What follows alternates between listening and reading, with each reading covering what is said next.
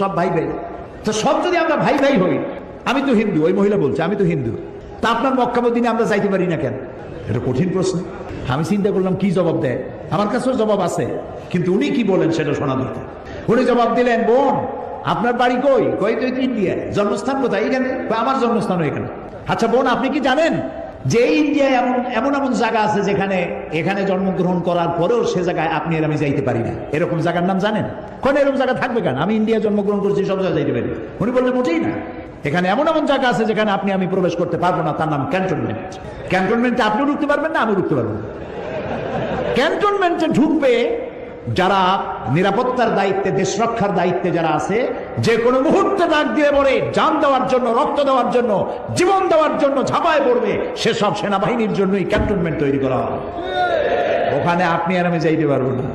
ইসলামের একটা ক্যান্টনমেন্ট আছে, সেটার নাম মক্কা আর মদিনা।